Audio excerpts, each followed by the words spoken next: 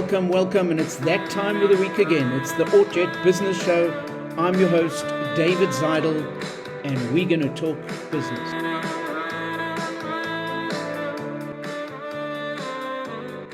We've got a special guest tonight, Yacov Lazarus, and it's a real pleasure to welcome him today. It's someone whose journey reflects grit, growth, and just the good old-fashioned entrepreneurial spirit. And I'm going to introduce formally Yacov just now, but welcome. Thank you, David. And before I get to Yacov's story, I always give a little bit of a business story. And it's very interesting. I was looking at a lecture on business, and they gave three key notes in this lecture, and I thought it relates very clearly to tonight's show. They said you need to know your numbers in business. You need to know what are the numbers, what are you selling, what are the different margins you're making, etc. That was the first thing. The second thing was they said you need to start small and grow smartly. See what's working, see what's not working, and then grow throughout that. And then the third point was serve your community, not just your product. So you are serving the whole community, and it's not just about your product, it's about the community and what you're doing for them. And why these 3 points are so interesting is every time I do a show like this, I do what we call a pre-interview, and I'll speak to our guest and get the information. And these 3 points could have come from Yacov, because I think he fulfills each one of those, and hopefully we're going to unpack these as we go along. So let's get to Yacov and who he is. He was born in Cape Town, and he actually made his way to Joburg when he was dating his now wife.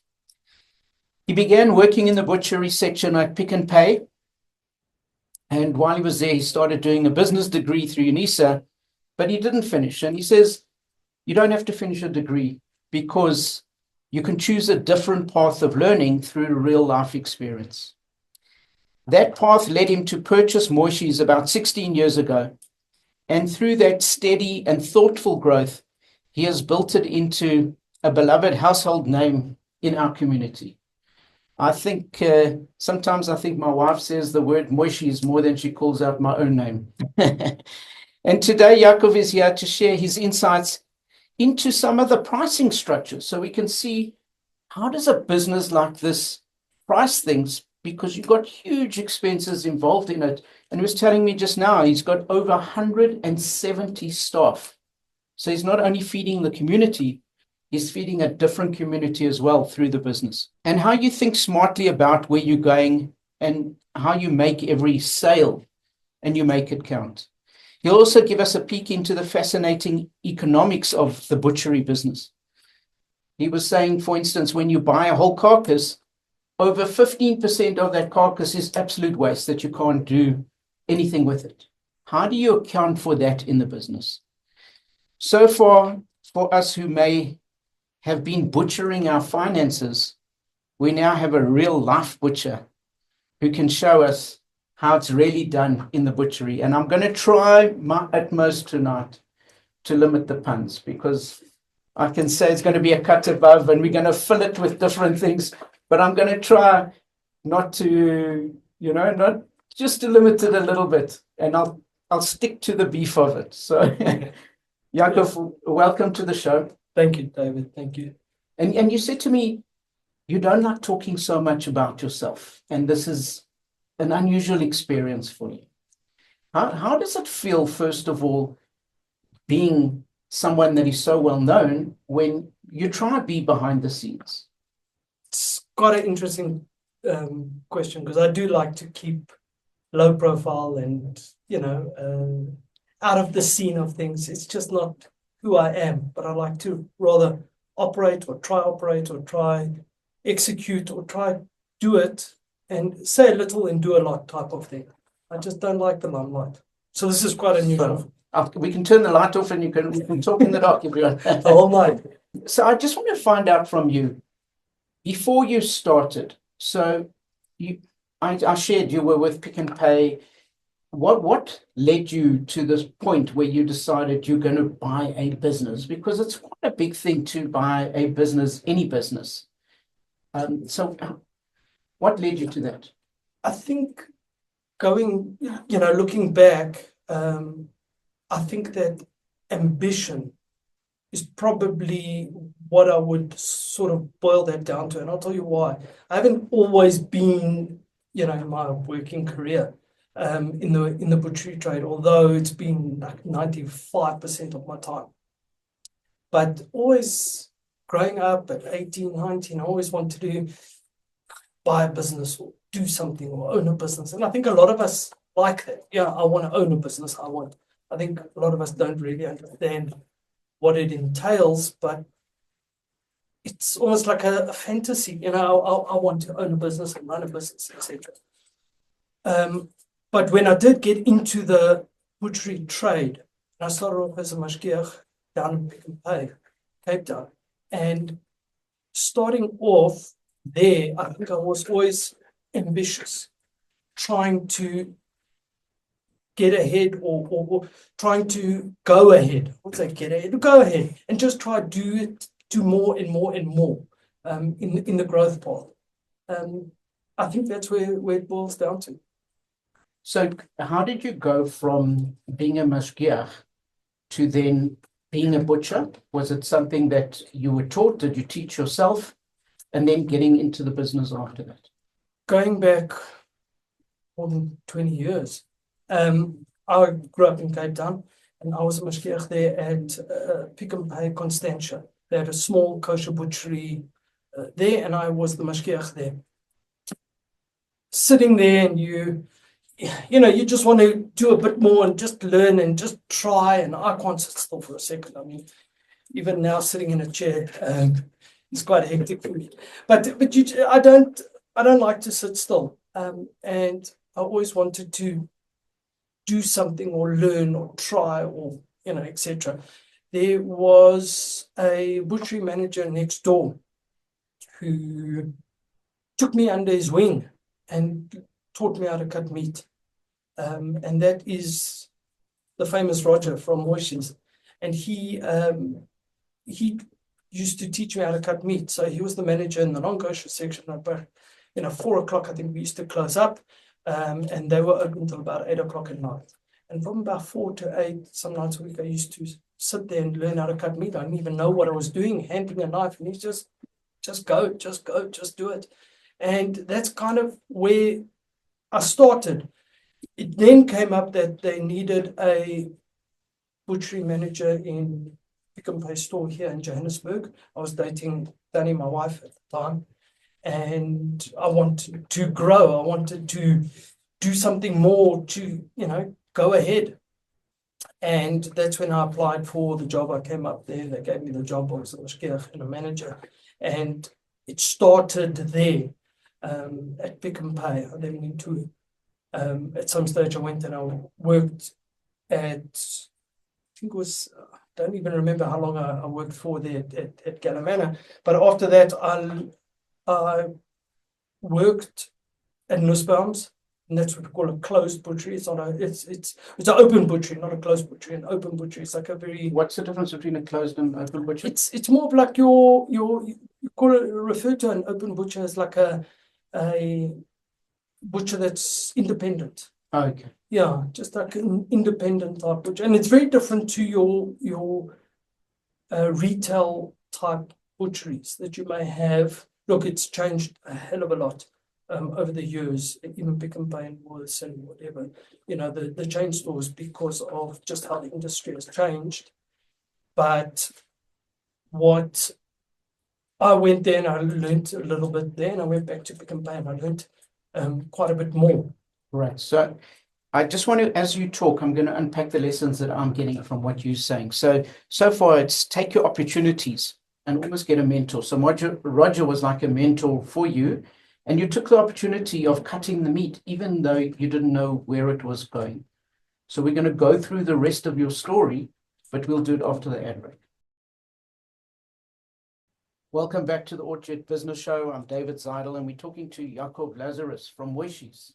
And he's explaining a little bit of the background of where he started in Pick and Pay, took the opportunity of spending extra time at work but just doing stuff to learn new things. So has a curiosity. And even though he didn't know where that was going at the time, he learned valuable skills that kind of brought him to the next level. And then he moved from Cape Town to Joburg. And then how did you go from being in Pick n Pay to owning a store? You told me that you bought it from somebody. Was the store what it is today, or has it grown quite a bit since you took over? So I just want to go back there and add something that when I was learning, Roger was teaching me how to cut, and I was learning to trade. I was doing that actually and not getting paid at all. So it was a bit of extra time, overtime, but I wasn't employed by Pick n Pay or anyone, and I took the initiative myself, which was just something that you came to mind when you were saying that earlier. When I was working at Pick n Pay, and then there was the previous owner of Moishe's, used to be called Moishe's Meat. We were there in Bradfield Drive, Fairmount. And the owner approached me and he asked, he said, look, he wants to get out, do I want to buy in? And it was quite a daunting thing to think about. The business, the responsibilities, capabilities, abilities, it all, can one do it? Can one actually make a success over it? And I remember took a lot of sleepless nights and a lot of talking it through with my wife and really going through, and it took us quite a bit of time to really come to that decision of, yes or no. Not an easy decision, because there is a lot of responsibility that goes with it. I think that, and it's something that you kind of touched on in, when you say knowing your numbers, it can mean a lot of things. I think one of the things that it can mean is, do you have the ability to actually do it? Do you have some sort of, you can call it a business skill or ability or understanding the numbers, etc. And I used to put in a lot of effort. I think it's just my personality, but I put in a huge amount of effort when I was working there at Pick n Pay, and they do teach quite a lot of skills there. They really do. And for example, every Monday you need to have your GP reports in, and it's like a big stock take day on a Monday, and that's just how it is in the supermarkets. And you kind of learn how to, you don't learn how to run your own business because it's a very small slice of what it takes to run a business, but you get some sort of ability in understanding business through them. And I think that's what I held on to going into buying a business, which I was very young. I was 25 years old at the time. So you mentioned GPs, they teach you GPs. So Yes. anyone who's listening, a GP is just, you have sales, which is your top line. Then you have your cost of sales, which is the cost directly related to those sales. And then you're left with your gross profit. And if you take that gross profit as a percentage of your sales, you get your GPs. And in business, that's a key number. And so you were running that. And when you got offered this business, you obviously ran the numbers through your head. And as you said, you had sleepless nights wondering, should you take it on or should you not take it on? And you shared with me before when we spoke that it wasn't only just the price that you were taking on, you were taking on the debt that the business had. Now, if anyone remembers, I remember many years ago, front page of the newspaper, there was a headline saying, OK Bazaars sold for R1. And I remember looking there and thinking, I could have bought it. I could have bought it. But it wasn't R1. It was R1 plus the debt that was in the OK Bazaars. Was that the case when you took on? Did you take on the business and you had to take over part of the debt? Or was it and again, here's my little pun coming through, or was it a clean cut? When I took it over, it was that I took it over as a going concern with all the operational debt that was there. So I took it over and ran with it. So just take us through, because a lot of people who buy businesses and then become more successful, they kind of, the story, when they tell the story, they said, oh, I bought this business, and then they tell the rest of the story. But just that And if you can go back in your mind to that point where you had to make the decision and you're taking on something that's not going to be your own, you're paying money for it, and you're taking on the operational debt, just how did you make that decision to say, okay, I'm going to go for it? I got advice from a financial advisor planner that came to us through my in-laws. And we started with him, and I actually ran it past him. He had done a little bit of work for us, but 25 years old, we were married, we had one daughter at the time. I wasn't making money, per se. So there wasn't a need for a real financial advisor, but he was someone that I looked up to, and I needed his advice. And he did guide me in buying it and what to do, what to take on. Is it reasonable? Is the price right? Go for it. Okay, just try overlook this. Do you believe in yourself? Can you do it? Etc. So he did give me pointers which were very important. Okay, and saved me, quite a bit of money, and that was important. But I did take on the operational running of the business, could say debt and all, but just as a going concern, and I ran with it. And when you bought the business, did the original owners stay in for a while, or you just took over completely? And do you remember back day one? What was day one like? I think very little. Very little. He was only too happy to get out, but very little, very little. And at the time, all they did was sell meat. Is that right? Yes, at the time it was very much a much smaller butchery. The premises was a lot smaller. Staff complement, range, all of that was quite a bit smaller. And now you're operating out of where Woolworths used to be, and you look like the kosher Woolworths because you're offering a whole lot of different things there besides the meat. So take us through your growth from just selling meats, and how did you start expanding? And in fact, before we get there, if I can ask just a general question. So anybody who wants to learn about business and how you price something. So if you can just give us a general and kind of, if you can use percentages in terms of, if you buy a carcass, as we said before, 15% goes to waste. How would you price if you bought a carcass for 100 Rand? How do you determine how much you're going to sell it for and what you can get out of it? What I'm really asking is, give us the business sense around what are the calculations, the numbers that go through your head when you buy a piece of meat. So when the customer comes in and they choose a cut of meat, and whatever it is, and for whatever need, it can be anything from mince to sausages to steak to goulash, it can be anything there, and it could be chicken, lamb, it doesn't matter. They're looking for a cut of meat. Okay, when the butcher buys it, they're buying the whole carcass. Okay, now with regards to beef, it's slightly different. You get a forequarter and a hindquarter because it's so big. You can choose the front half or the back half. Okay, obviously for kosher we only use the front half, although in the koshering process there's things that we cannot use and it gets discarded. It's wastage type of thing. On lamb, there's also part of that, although lamb these days, when I started off, we were buying half the lamb as well, the front half. These days we buy the whole side and we have to off-sell the hindquarter.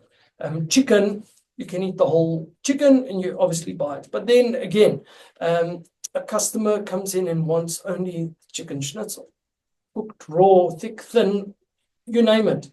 But that's the favorite cut, that's all they want. And we are stuck then with, there's only 2 breasts on a chicken. There's 2 thighs that we get stuck with, 2 drumsticks, 2 wings. All the rest of the pieces we stuck with.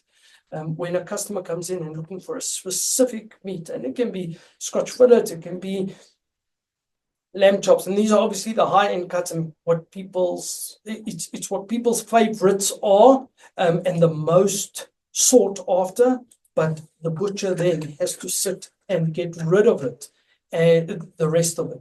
And the ability to get rid of it is where it almost becomes the challenge. That's the entrepreneurial side of it. And you've got to be able to conceptualize which cut of meat, the almost the qualities, the properties of that muscle, because it is muscle, brisket versus Scotch fillet,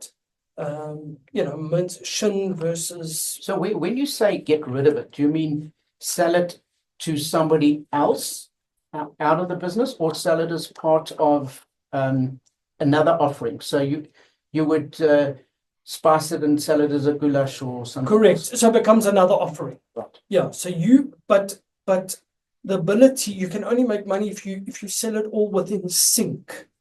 And that's what it is. Because when we buy from the abattoirs, we buy the whole. Okay.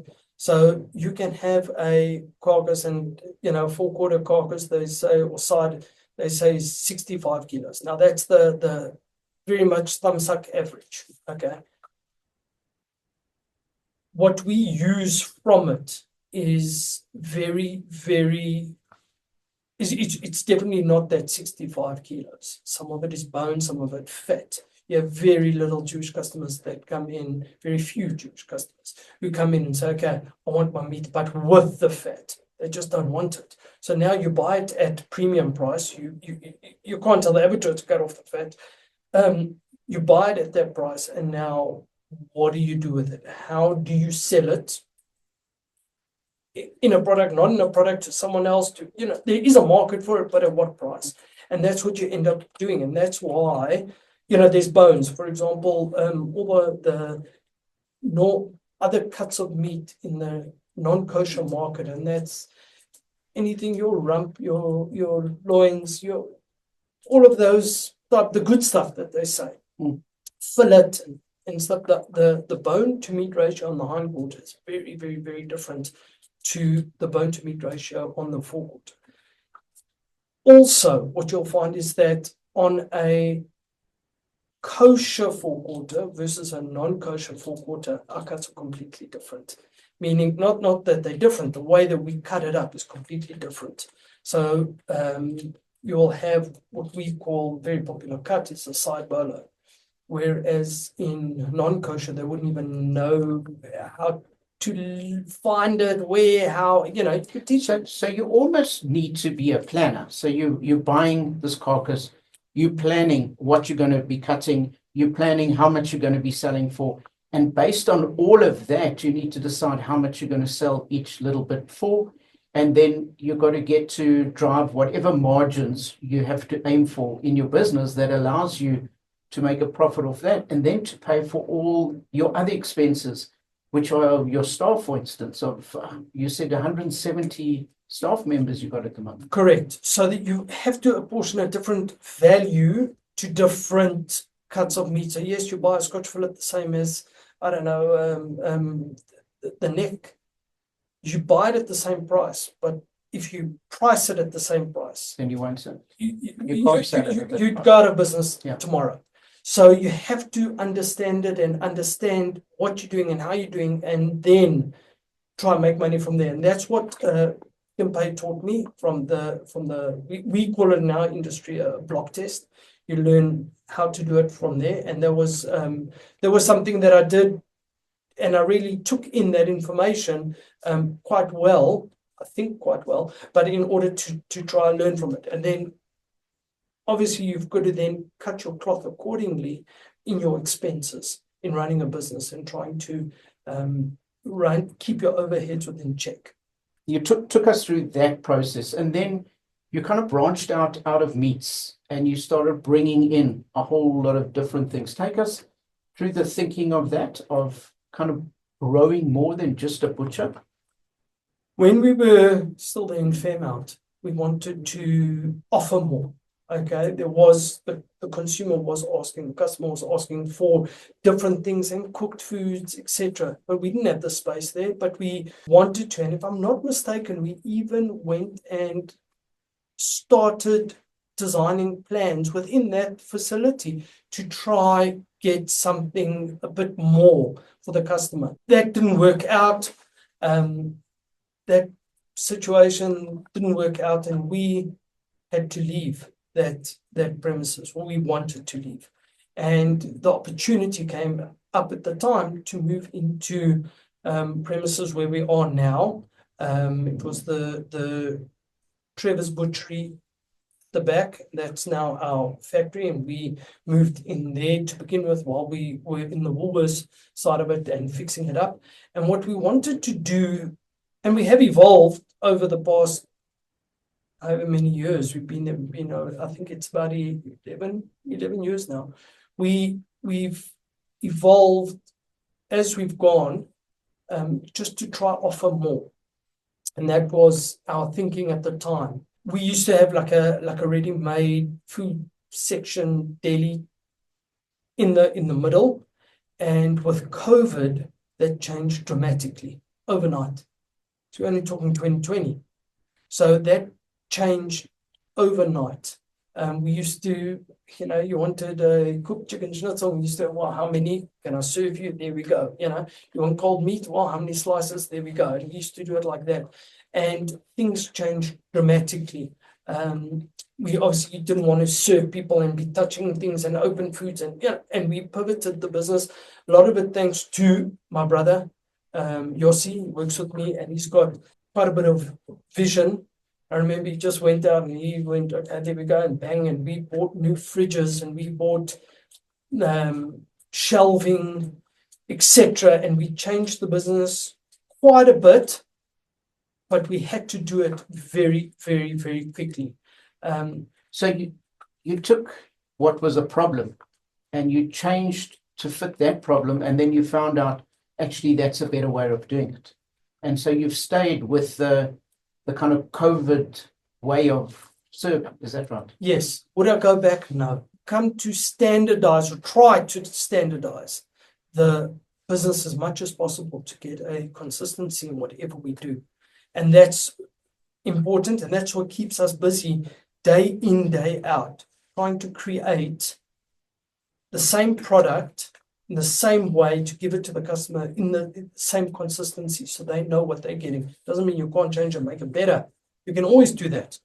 But what we want to do is make sure that we have the consistency, so you can come, grab, and go, and you know what you're getting. That's important to us. To be consistent, we also have to be consistent. If you're listening to us now, if you just tuned in, you're thinking, who's this? It's Yacov Lazarus from Moishe's. You can always catch it on the podcast if you miss something, but I'm going to unpack a little bit more around the business after the ad break. Welcome back to the Ort Jet Business Show. I'm David Zidel. We're speaking with Yacov Lazarus from Moishe's, and he's taking us through the different things. And what I've taken down, or what I've learned so far from him, is take your opportunities. And taking the opportunities is even doing things not for money, but to learn more. And that's what he did when he started cutting up meat after hours and get a mentor. Like his first mentor was Roger, but also had another mentor when he got advice in buying the business. And be open to those opportunities. Put in the groundwork before you even know that you need it. And when you bought the business, you got very valued advice, and that's very important, to get advice from somebody who might know a little bit more than you and can teach you some of the stuff that you don't know yet. You got to know how to price things, because you got to take into account your costs. And the fifth thing that you said just before the break was, you said, you've got to move with the times. So when COVID hit, you had to change the business drastically. And then you realize that might be a better way of doing things. And so you took the good out of the bad and stuck with that. If you look at the business today, some people say, oh, Moishe's is like so successful. Do you see yourself as successful? Do you see staying where you are? Do you see growing? And what are some of the lessons that you've learned in the last 16 years of running this business? So it's definitely been a journey. Very, very, very much so. And it, from starting out to where we are now, it's definitely been a wonderful journey. Along the way, you do learn from people. You've got to have that humility to actually learn and take it in and try to do things differently and try to do things better. Something that I've learned, along the way, over the last few years, it's been drastically different, and I think we've seen that. We've sort of felt it. We see it. Something I'm very, very proud of. Very proud of our team. I really am. They are a wonderful bunch, and we only want the best. There's certain things that we try to run with, and I think that's just on the qualities of the individuals that we do have working there. The systems that we do have. There was someone who introduced me to the E-Myth, Guy Larry's sermon, and I'm forever grateful to him. So the E-Myth, for those who don't know, it's a book, and the author is Michael Gerber. And I'd recommend it, seeing that you've mentioned it, for anybody out there if you're running a small business, to get the E-Myth. And there is an aspect or a big chapter in there about, and he used a special term, and I can't remember what it is, but knowing your numbers as well. So you just tell us, what were some of the lessons for you from that E-Myth that helped you or changed your mind? I think what stood out is he gives an example of going to a hairdresser, and you go the one time and it's just a wonderful experience, and you get pampered and you get offered a glass of wine or a drink or a coffee or whatever you want, and you sit and you cut the hair and there's music. And the next time you go there is obviously a lot busier, and you don't really get you get some of his attention, but not all of it. And only 10 or 15 minutes into it does he give you the cup of coffee.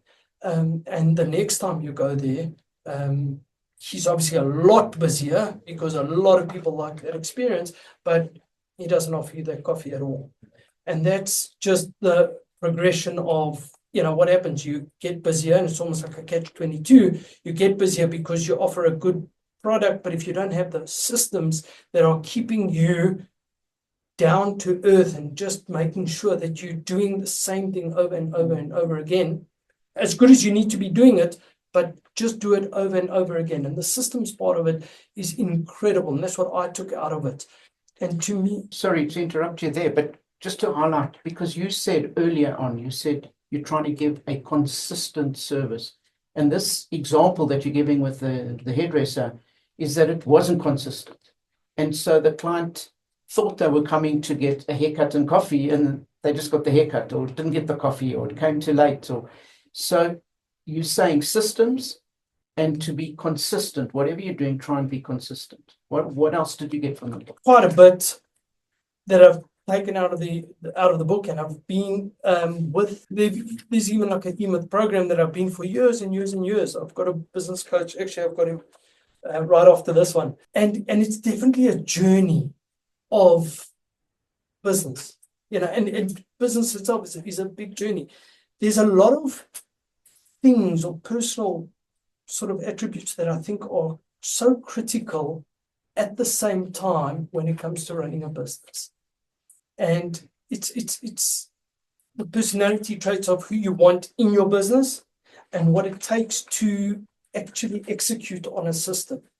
For example, respect. And I was telling the staff this week, we've got different management structures, and I was talking to them about it. If you truly respect a system and follow a system, you learn to respect. You learn to respect others.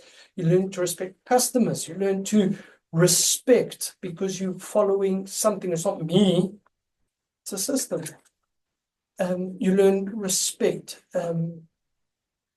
Not all of it's learned out of a system, but a lot of it's important when running a business or working in a business or trying to go ahead and get ahead in your own personal aspect in life, whatever that may be. And that's honesty, integrity, respect, ambition, communication, hard work, teamwork. All of those things are cornerstones to being a better person or trying to do better, humility. You touched on it earlier, and I do think it is an aspect. If I know everything, I'm going to come here and tell you what I have to tell you, and it's not about that. Hearing someone, the humility behind it, and I think you grow when it comes to that. These are all things that help you in order to grow. That's what I took out of it. So you said, and you just said it in passing now, that you've still got a mentor who you meet with and you discuss the business. Is that important for somebody listening out there if they're looking at or running their business or going to look at a business? Is having a mentor important? Critical. I think it is critical. You've got to have someone that you can trust and someone that you respect, someone's advice that you respect, and that you can have a good heart-to-heart to. I call him my psychologist, because I sit and we talk, and we talk business, but it's that relationship that we have, and he reflects back and he, and this and that, and tell me about, we only speak once a month. He actually lives in America. And we talk once a month and we go through in the business, and not really numbers. You're not talking, okay, what did you do turnover? What did you do here? It's not about that. It's about growing it in a way that is important, but it's everything but the numbers. The numbers, okay, know your numbers, as you said, but that's not always the important part. The important part is trying to do better, trying to have systems, trying to, grow your staff, trying to do things a lot better. That's what I stick with, and I chat to him often. So what I'm hearing you saying is, if you do have the right systems and you do it for the right reason, then the numbers will take care of themselves. That's for sure. Okay. That's for sure. Okay, when we get back, I'm going to ask you around where do you see the future of Moishe's going, and what can we expect? The same or more? But we'll do that after the break. Welcome back. I'm David Zidel, and we're having a fascinating discussion with Yacov Lazarus of Moishe's. Just before the break, I said, can we expect the same? And I know the consistency will be the same, but are you looking to stay as you are, or are you looking to grow in any way? So it's a fantastic question. I think I can't sit still. And that's my brain as well. So it's always thinking and trying and, do something. Obviously the numbers, know your numbers, and it has to add up and it's going to make financial sense. But we are always trying to do whatever we do better. With that comes the need to change. Okay, so there are going to be things. What's in the pipeline that I can tell you right now? Nothing at the moment. There's one or two things that we're working on. Even on the way here, I was chatting to my brother about doing something in a different way. And, his advice to me was, okay, we can do it, but slowly, let's do it one step at a time. We're not rushing into it. There we go. And that's how we operate. We're very close, and we talk to each other the whole time, and we bounce things, ideas off of each other.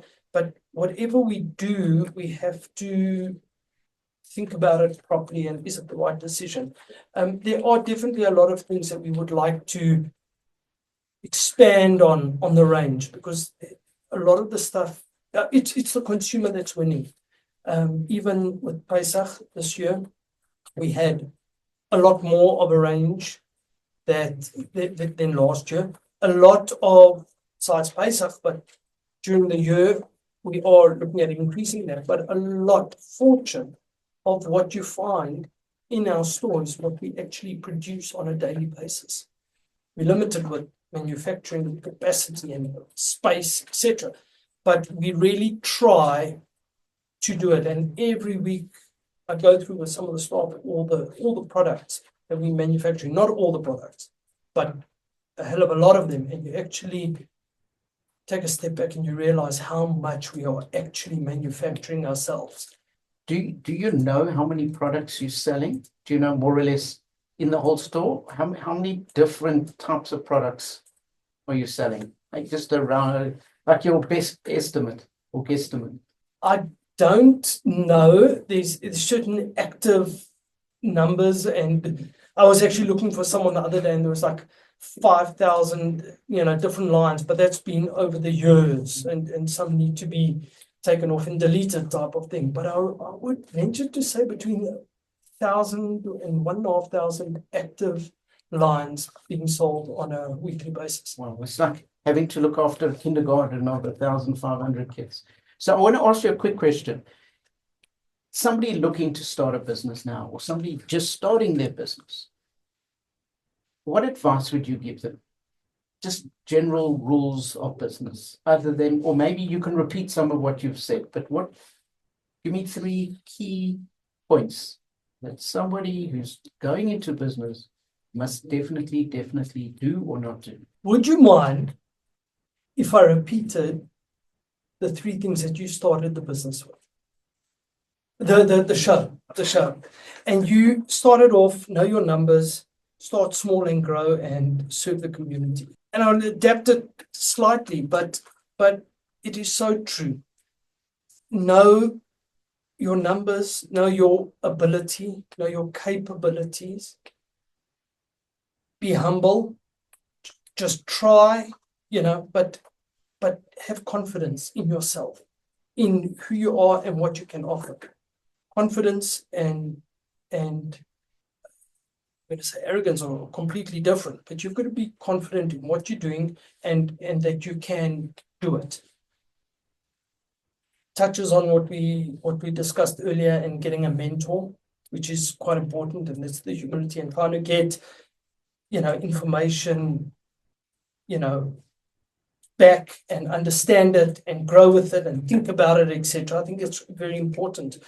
And the other thing that you said is start small and grow.